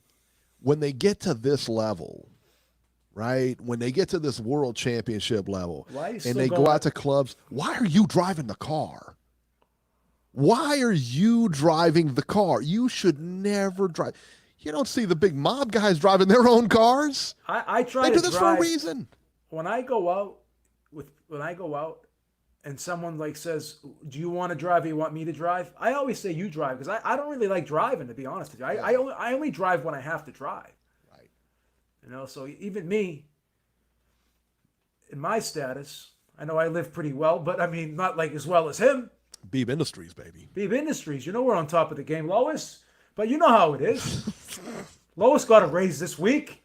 She got a raise this week. Got an increase. I heard she got a raise this week. Increase in her benefit package. We gave her a few more weeks vacation. She's happy. I heard. We're doing well. So I mean, you know how it is. But like I said, if I don't have to drive, I don't drive. No. And that's the thing, man. Like, I don't know, man. That's got to be a tough situation, and it's got to be tough to sit him down and tell him this too. Well, I mean, it's got to be a tough thing. His dad seems like a no-nonsense guy too, so I don't think his dad does, and I hope his dad sits him down and and I'm sure he will. His dad reminds me a lot of like Gary Russell's dad, who's definitely a no-nonsense guy. I don't think Gary Russell. There's no dynamic like that in their family. That's not even a thing. I'm gonna be honest with you. He's always dad. When you look at these guys and they buy Ferraris and Lamborghinis, like those cars are like so like what can you do with those cars? Like they're just impractical. They're so completely impractical. Like they're uncomfortable to sit in. They're just, and you can't really drive them the way that they're supposed to be driven because like in other countries where there's no speed limit and stuff, you could open them up and right, the Autobahn or something like that. The Autobahn or it's no problem driving those cars in those types of right areas, but in the United States you can't drive fast. So what's the sense of having those things? No. I mean, what does that car go, like 200 miles an hour or something crazy? Something like that. It's got to go fast, 8 miles to the gallon. It's like they're toys. That's what they are. 8 miles a gallon. My God. Just get like a nice BMW or a Rolls Royce or a Mercedes Benz or a Lexus or something. Just cruise, man. Yeah, something like that. But those those big sports cars, like I said, I mean, he's flying home. I mean, yeah man, that didn't look good.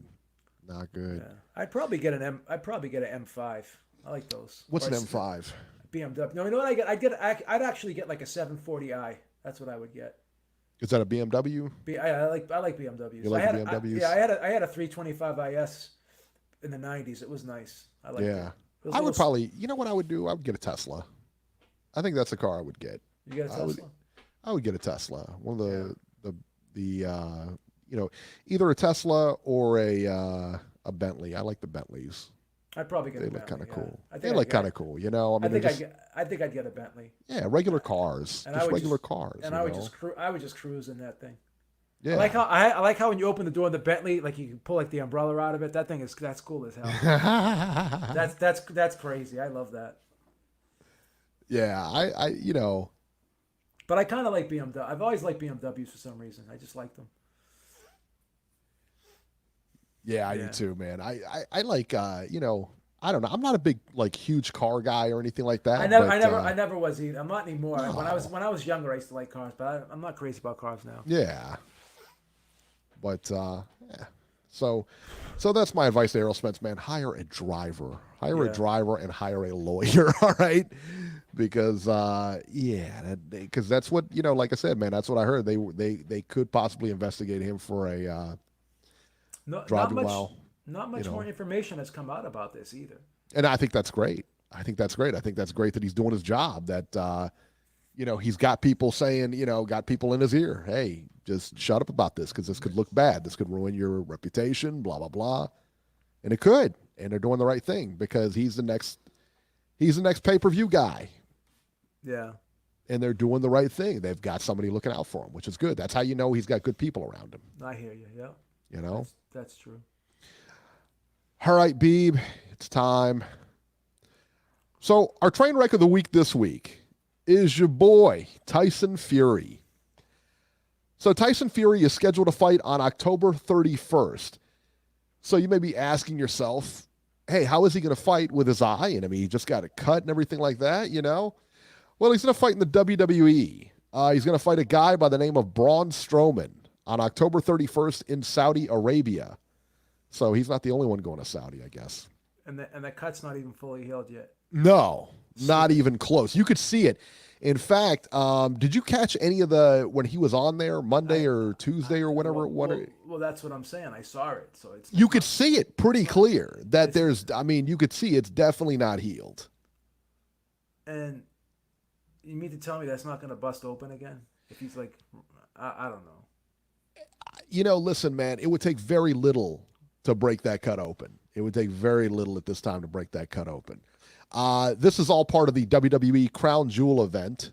I don't know how good of a move this is for Fury, man, given the fact that, number one, he can get seriously hurt, man. I'm not on board with it. Not now.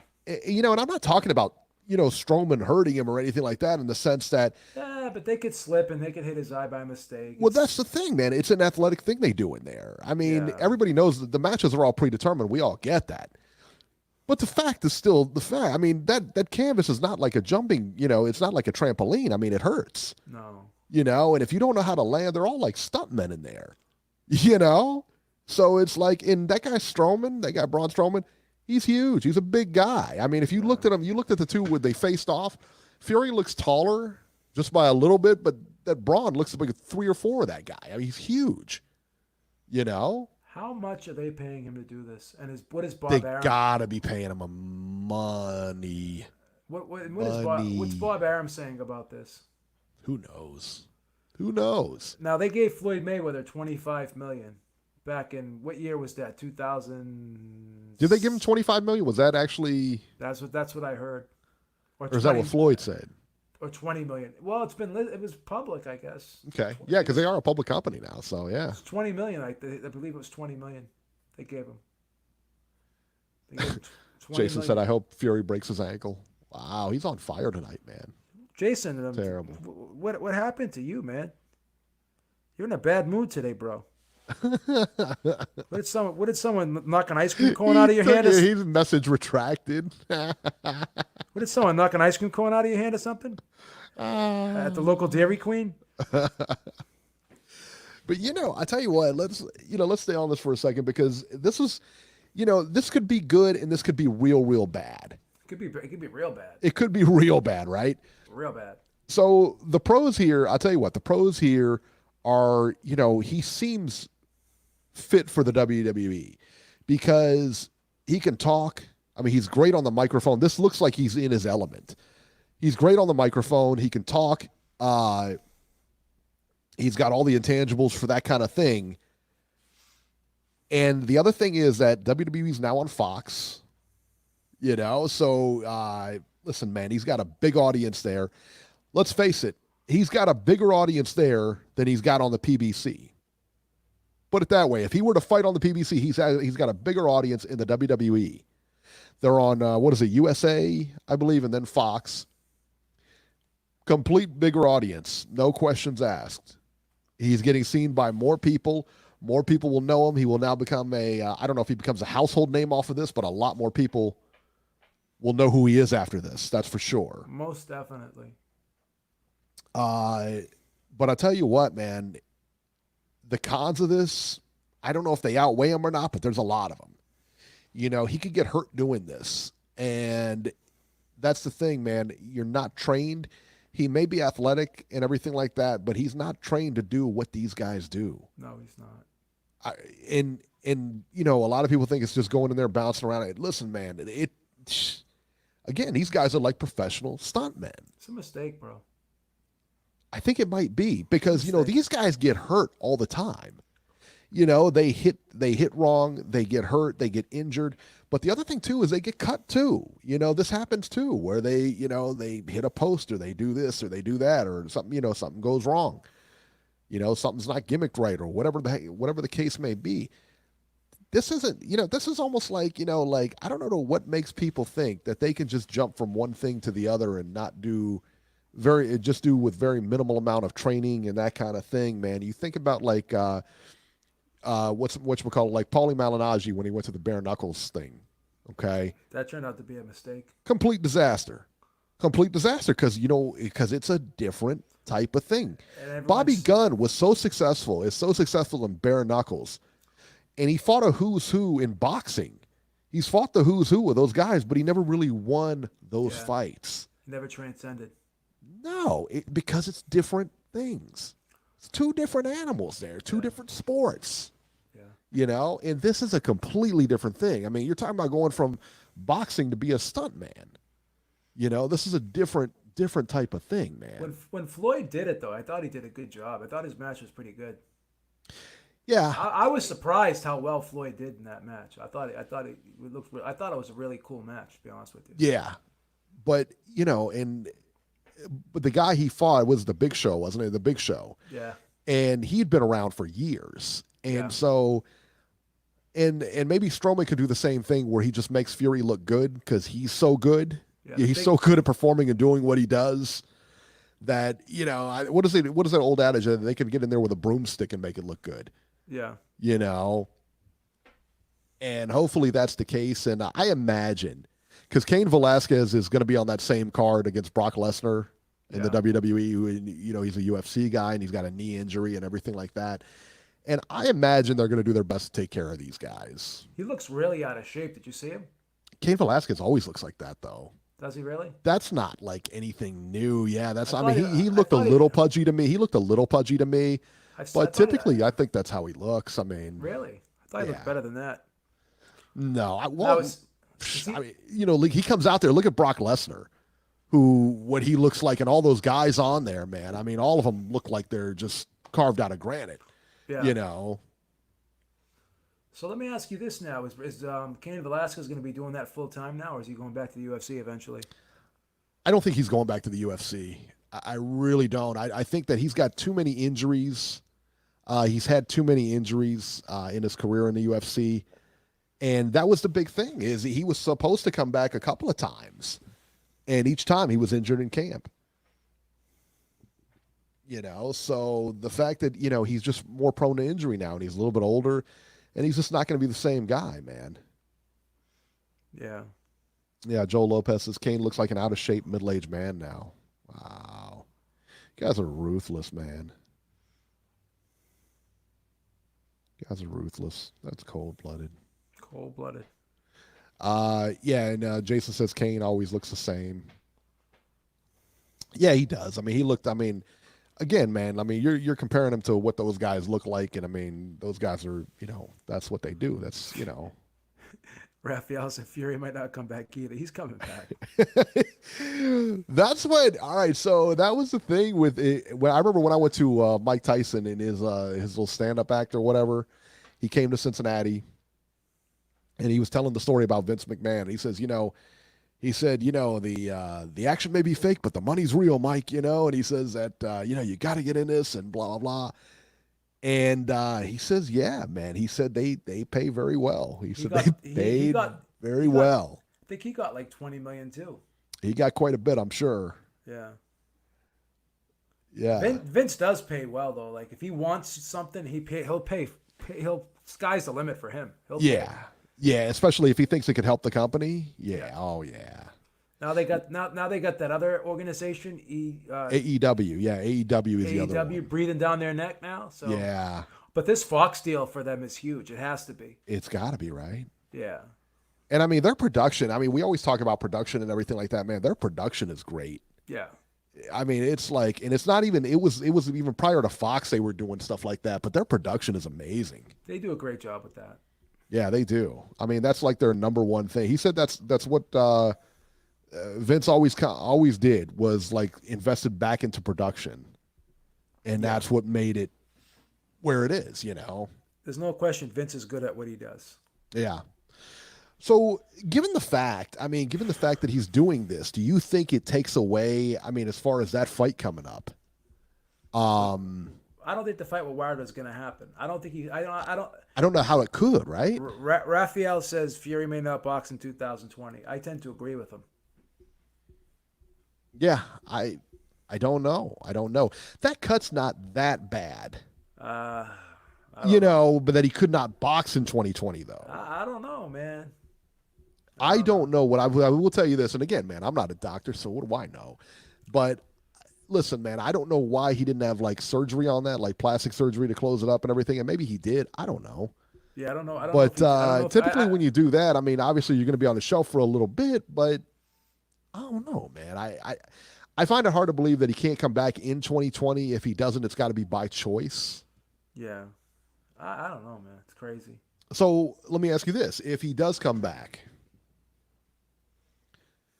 does he come back against a live body? No, he's not fighting Wilder. Anybody else? I mean, anybody else? Does he fight Usyk or anybody else? No. I think that's a good matchup for him. I think it's a good matchup for him. Usyk will have the title by then. Fury doesn't have anything aside from a lineal championship that really isn't his. Yeah, and again, I think Usyk will beat either Joshua or Ruiz. I would pick him over either man. Yeah, Usyk, man, he looked good tonight, didn't he? Or yesterday, didn't he? I thought he looked good. I did too. I liked how he looked. I thought he looked solid, man. Everyone's crapping all over that performance last night. I disagree. I don't get that. Why are they crapping all over that? That doesn't make any sense to me. Yeah, but I have a feeling Fury's not going to fight in 2020. No, I don't think so. I don't know. I mean, I don't see him fighting Wilder in 2020. Yeah. And that's what everybody wants to see anyway. I hope I'm wrong. Trust me, I don't want to be right with this, but I know how Fury is, man. I wonder how much he's making for this WWE thing. I don't know. It's got to be a lot of money, right? There's got to be a ton. If you're him, if they say, we'll give you $10 million for this, would you do it? Yeah. 10 million? Yeah, heck yeah. Yeah. So who do you think is making more money off of this deal? Cain Velasquez or Tyson Fury? Tyson Fury. You think so? Yeah. I guess Tyson Fury is the bigger name, but Cain Velasquez is facing the bigger guy. Yeah. Bigger named guy. But in order to get Tyson Fury to do this, it couldn't have come cheap. No way. No, and you know what? I mean, did you watch? I mean, did you watch any of it where they were holding each other back and everything like that? Yeah. When Strowman picked him up and kind of ran him into that corner, he picked him up like he was a rag doll. I mean, he picked him up like he was nothing. And typically if you're being in that position, you go for that front face lock or something like that, and you try to grab on, and you kind of but he just stood straight up and just kind of let him run him in there, and I looked at him, I'm like, man, he's probably going to need a ton of training before he does something like this. Why? Do you think he looked too awkward when it was? He looked very awkward. Yeah, he looked very awkward, and you could tell when he was punching and stuff like that, those punches were clearly pulled. Some of those punches were clearly pulled. That's why they cut away from him, because you could see they were clearly not hitting anybody. It looked that fake, huh? Yeah, it was pretty bad. Yeah, so he's gonna. I don't know, man. I think it was probably. I don't know if he can pull it off. I don't either, man. Dale in Chi-Town, thank you so much, man. He appreciate it. And Corey earlier, thank you so much. Dale says that Fury and Usyk would be great. The crowd last night. I heard that, and I tell you what, that was the other thing we didn't mention is the crowd last night. It looked packed to me. Yeah. At least the lower bowl of that arena looked really packed to me. Looked good, didn't it? Yeah. And that's in Chicago. And I've been there for fights before, man. And I mean, they had decent crowds there, but nothing like that. That was a good crowd. Yeah, that was really, really good. And even that Warrington card, like the atmosphere there was incredible. I loved like how the crowd got so into it and stuff. That was a good card, man. Yeah. There's good enthusiasm there. Yeah, for sure. All right, let's go. Jason's on the phone here. Bring him on. 706, you're live. Here he is, Mr. Heartless. Do you have a soul? Do you have a soul, Jason? Yeah, man. I have a bad cold, so I'm kind of cranky. But it's that HIV acting up, huh? Not known to pay guys who really. They're not known to shut up. They're not known to pay guys too well. I don't know where you guys got that from. What's this? They only pay the big stars well. Like I said, they don't pay everybody well. They just pay the big names well. Like Fury's not a big name in America. They're probably giving like $1 million or something, cut him a check. Like Conwell will cost him like $500 to $1 million. That's it. Like big stars like Fury, Rock, Triple H, those are the ones that get like $5-10 million shows. That's it. Nobody else gets big money. Like I've read that in a bunch of articles about them that people complain about not getting paid as much as they should. So there's a lot of complaints there too. Also, I was saying, I think Wilder should do that with WWE too. I think Wilder would probably be better. Well, there's screaming fucking slogans and shit, you know. I think he would. Cool. I think Wilder would be much better on there. Yeah. They could probably hire some bum for the week so you can just knock him out. That would make some headlines, you know. Fury was kind of cringy. His acting was okay, but it felt kind of forced, you know, kind of like fucking Pornhub acting and shit. It was kind of weird.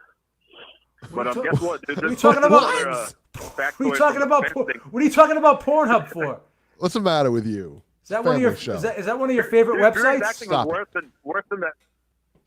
I was saying, I tried to watch that WWE on my TV for 5 minutes, and I was like, "What the fuck is this?" Like, That's why you can't pay for DAZN. It's all going to Pornhub. How do adults still watch this?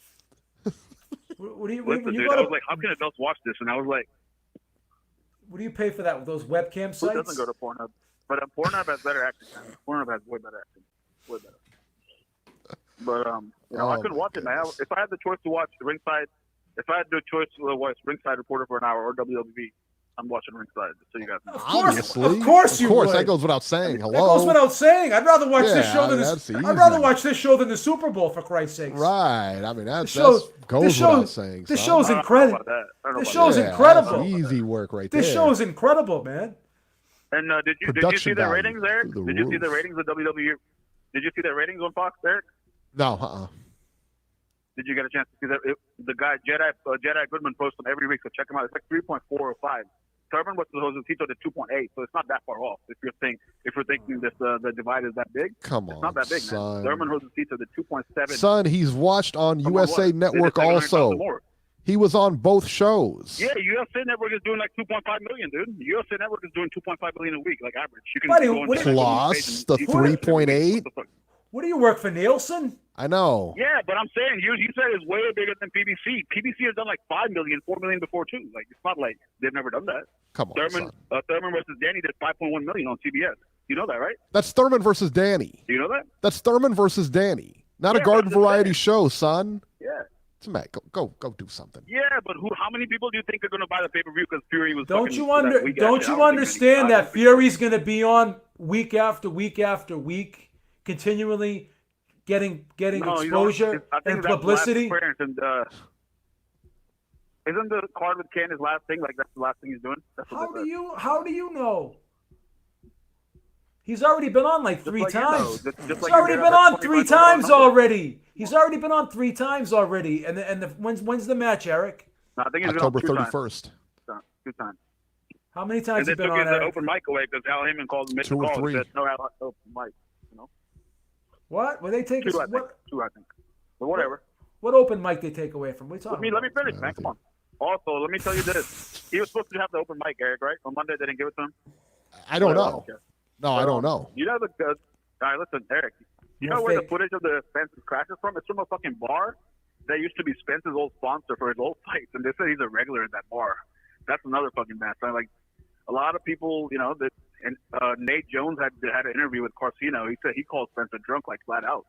Who did? But a lot of people also say he's the hardest worker. So Nate Jones, Floyd's number one, Floyd's body shield guy for like 20 years. He's an Olympian. He was a heavyweight Olympian.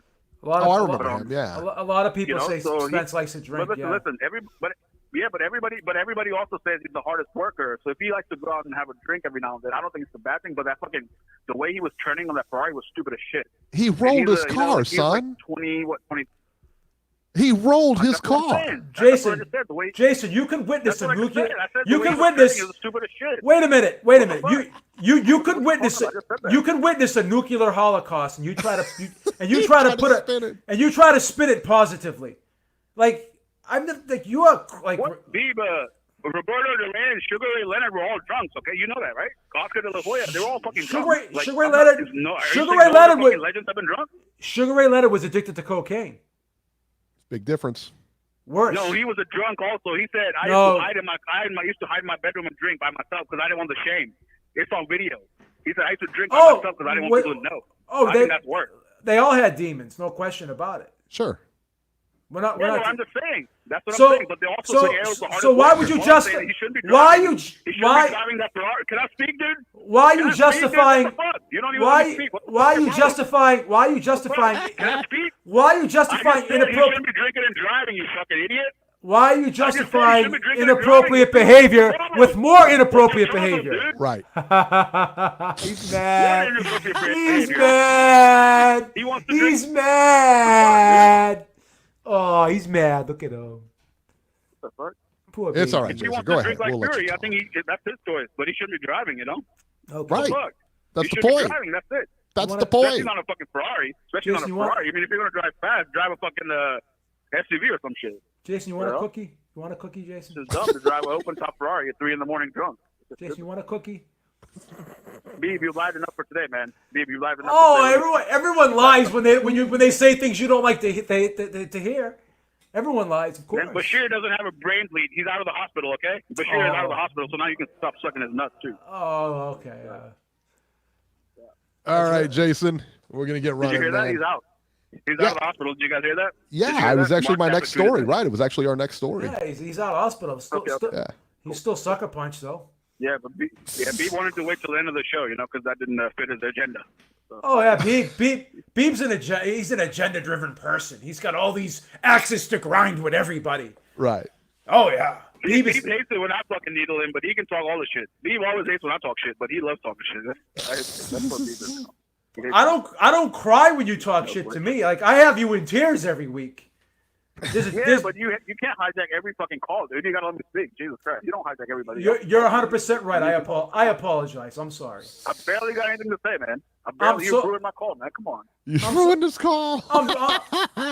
Listen. Let me finish this, guys. Go ahead. Let me finish this. I'm sorry. You know, Chacum got a first offer before Usyk got injured, but he said he never got a second offer after Usyk was recovered. Also, Povetkin says he never got an offer for Usyk either. Those are just lies started by Eddie. So these kind of things, you know, I think they purposely chose that fucking tomato can last night. They knew that Tucker would make him look ugly. You know what Tucker would have done to him? Tucker Come on, take son. A shot, he's got great stamina. So that would. Come on, son. Look what he did to AJ. AJ looked like shit against Tucker. 4 days notice. Remember? 4 days notice. Come on. Come on, son. Even you can't defend that. Dude. Come on. A proven guy. Attack him. You can't because it's 4 daes notice. What do you think? If they call Carlos Takam, he's going to come in with 4 days notice? No, dude, no. You're a moron, son. Originally, when they started camp, because Takam said he never got a second offer after he got injured, they said he just moved on. So what? Why don't you talk about that? Why? So what? What do you mean? So what? So he didn't get a second offer. So what? Dude, what? That is a good point, though. Why not? Why is he the tomato can last night? That guy has no fucking. All right, let me get going and I'll address it. That's a good point, Jason. It's not a good point at all. It's not a good point at all. Maybe they did give him. Maybe he wasn't available. Maybe the dates didn't work for him. They should have just postponed. They should have postponed it, though. They should have postponed it. Listen, they didn't know how long he was going to be out. There's a ton of reasons why the fight did or did not happen, but you can't blame his opponent last night. No, I mean, I'm not on mad. 4 days notice. I'm not mad that he fought Chazz Witherspoon, but I definitely would have liked to see him fight Takam instead. I'm not going to lie. I would have liked to see him fight Spong or Takam. I would have liked to see either one of those fights. But again, man, I mean, it didn't. Let's see here. What does Nacho say? Nacho says Takam signed with Star Boxing Promotions after he wasn't given another offer. Yeah, I don't know. I mean, and I'm sure he did, but so what? I mean, it is what it is. Sometimes listen, man, I mean, if you talk to fighters, they will tell you all kinds of stories. I was due to fight this guy. I was due to fight that guy. Yeah. Things fell through. I mean, hey, this is another example of what? Things falling through. I still think he would have beat Takam, though, so. I think he beats Takam. Yeah, I think he beats Takam. I think he beats Spong. I think he beats all those guys. Let's not act like Takam was gonna beat him. Right. No, exactly. no one was picking Takam to beat him. I don't think. No. I know I wasn't. No. So, yeah, I mean, as far as Usyk fighting a tomato can last night, listen, man, first of all, Witherspoon's no tomato can. I'm pretty sure that if Witherspoon took on Jason, I'm taking Witherspoon in that fight. All right? So, listen, man, he got in there and he fought a really good fight, but you can't blame Usyk for his competition on this thing. You can't. Jason says Takam would have stopped Usyk. That just lets you know what we're dealing with when you talk with Jason. Yes, I would love to bet him like $1,000 on that one. Takam would have stopped him. Yeah. Okay. All right, son. That's ridiculous. He says Boxing Spectrum says Witherspoon is like a 4-round fighter. Well, last night he might have been because he had 4 days notice. His stamina, and he said, we watched that interview afterwards, man, and he said that his stamina wasn't there. He knew his best fight was going to be to, his best chance to win was going to be to try to knock this guy out. Try to clip him, yeah. Yeah, is what it is. Yeah, there it is. All right, let's move along here. All right, so as Jason was saying, Ali Bashir was back in the hospital, was rushed to the hospital earlier this week with a brain bleed. This obviously comes from the assault from Claressa Shields' brother, the whole thing. The good news is that he's back. According to his sister, he's back at home. He's been released and he's back at home recovering. So it sounds like he's going to be okay.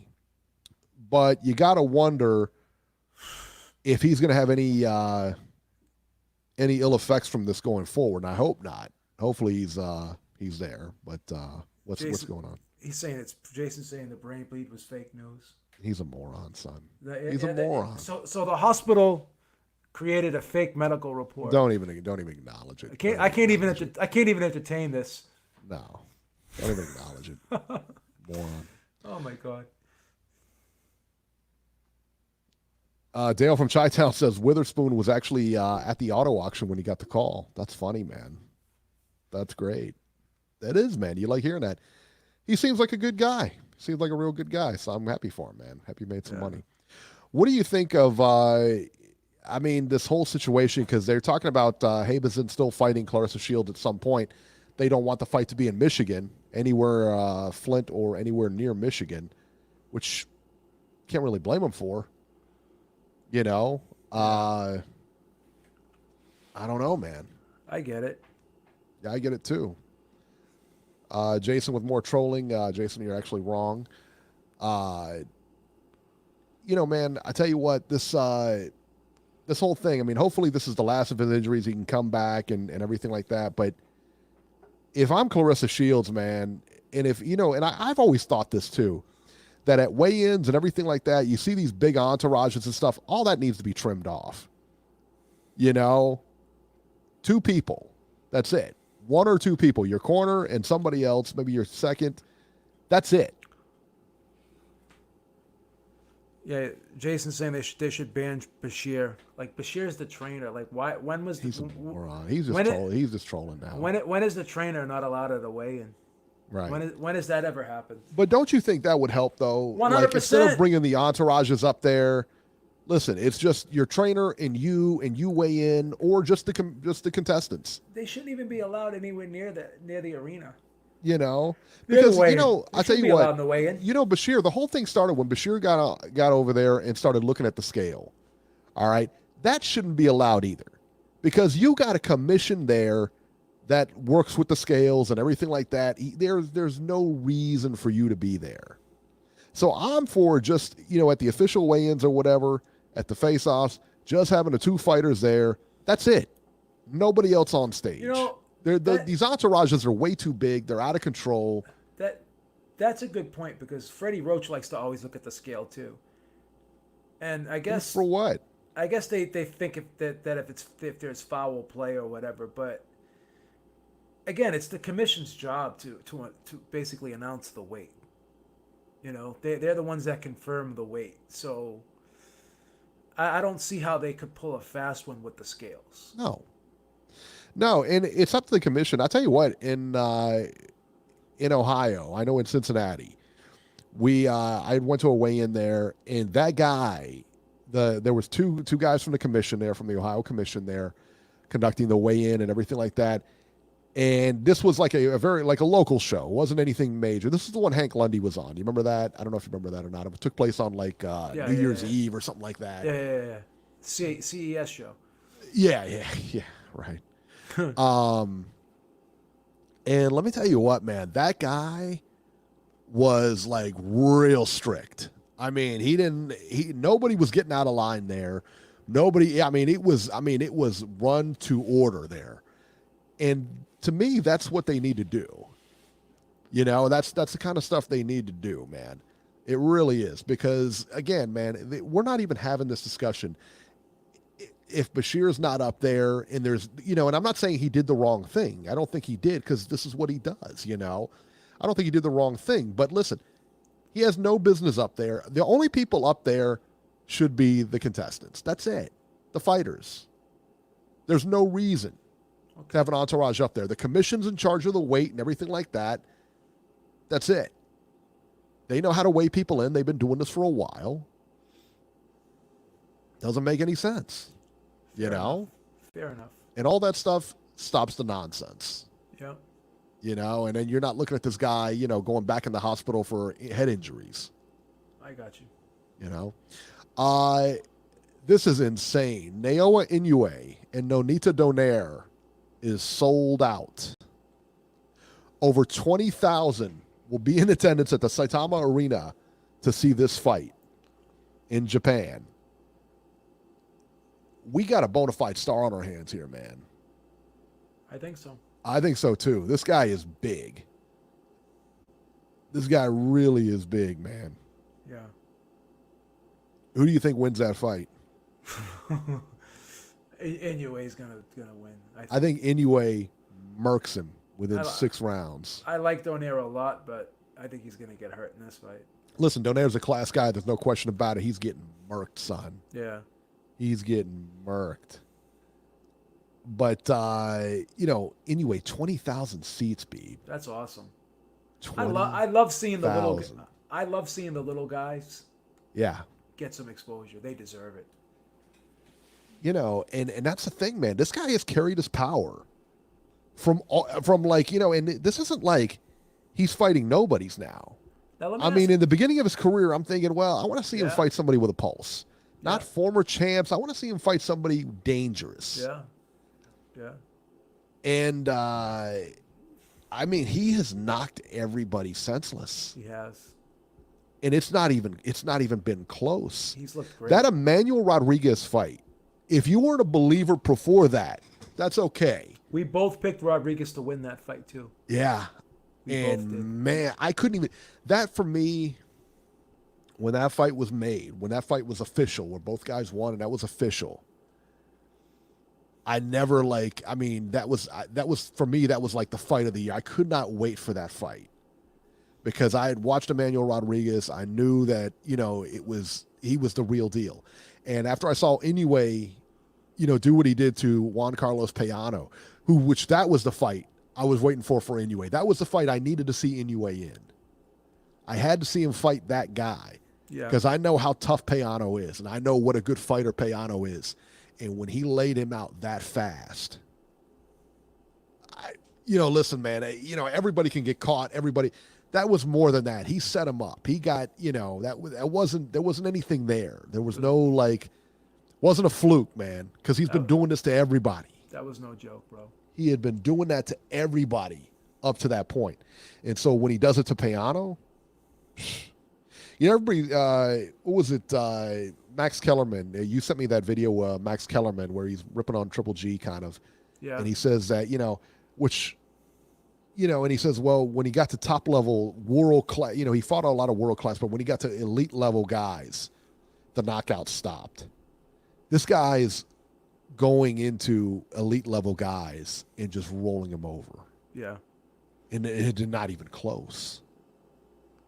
It's like they're not even close. I agree. That's what gets me, man, is that he just rolls over these guys. Now, Nonito Donaire is one of those guys that I highly expect that this fight is not going to be competitive. I don't think it's going to be that competitive. I expect Inoue to run right through this guy, but he's running right through a former champ here, man. This is a big guy, Somebody in the chat, I don't know. Boxing Spectrum says Nonito Donaire has never lost at 118 pounds, he thinks.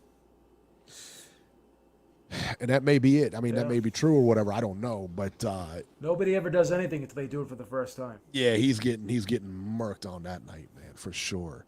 But we brought up the Kellerman interview or the Kellerman, I guess his little boxing show or whatever he does and everything, and he was ripping on Triple G, saying that when he got to elite competition, he never knocked him out and this and that, and that's great and all. But what I'm having trouble with is that when Kellerman was on HBO, Triple G was the second coming. Now he's not the second coming anymore. Yeah. So he kind of talks out of both sides of his face. So it's one thing, people can be critical of him. That's fine. But we got a guy here who really pushes his agenda on how great Triple G is, and then turns around and says, oh, well, maybe he's not that great because he didn't do this and he didn't do that. It doesn't take into account he's getting older or anything like that. I don't, you've always been a proponent of Triple G. You've always said he's got these flaws and this flaw, and you've always been critical in the sense that, and fair criticism. But Kellerman's not like that. No. Kellerman's always been all over this guy's shorts from day one. Yeah. Talking about he's the best and people are ducking him and this and that. Now all of a sudden, I've been a Golovkin skeptic from day one. Sure. And that's not to say I don't like, and that's not to say I didn't like him. But a lot of things I saw that I thought could be a problem against certain guys. Again, what I like to do is I look at styles. Yeah. And when I see a style that I think can be exploited by another style, right, I speak on it. Yeah, I mean that's the thing. That's what I do. But we're fair about it. We always give criticism, and we always like the Usyk thing. I mean, I think people are unfairly criticizing him here. We've got different like I said, I mean, we let you know this is what we think or whatever. 100%. But you're never going to see us trash this guy. Praise this guy and then turn around and trash this guy. 90 unless, seconds. He does something stupid. Yeah. We don't do many 180s on this show. No. We don't do many 180s on this show. We're pretty consistent. Again, are we perfect?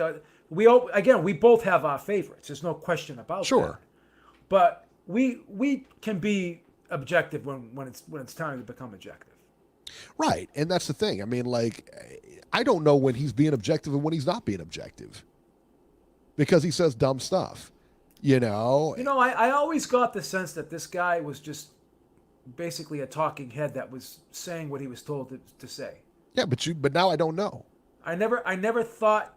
No, I do know that because I think now that ESPN has no vested interest in Golovkin, and they have vested interest in other fighters. There's no reason for him to ride Golovkin's coattails anymore. Right. So, right. But So if ESPN tells him to ride someone else's jock, he'd probably do it. To me, he's a company man. Yeah. And I think he could be swayed into supporting anyone. Absolutely. I don't think he stands on his own too. Quickly, we got about a minute left here. Michael Cooper, a question for Beeb and Eric. Do you guys think Floyd Mayweather would have beaten Errol Spence easy in his prime at 147 where Floyd was a bit small? I think it's tough to say. I don't think you can really compare that now. I think he would beat him. I think Mayweather would beat him. Yeah, I think it's tough to say, man. But I don't think it would be easy, but I think Mayweather would beat him. I don't know. I think it's way too early. If you're saying right now, yeah, probably. But once he develops and everything like that, how is it going to work? I don't know. We'll see. Well, he's 30 years old, so. Yeah, that's true. That's true. But he's just kind of stepped into that spotlight, Yeah, he could. Could he get better? I don't know. Yeah. All right, guys, that'll do it for this edition of Ringside Reporter. As always, you can catch Joe Habib on Twitter at jhabib1 and find our YouTube channel at ringsidereporterlive.com. I'm at Ringside73, and we will see you next week. Good night, everybody.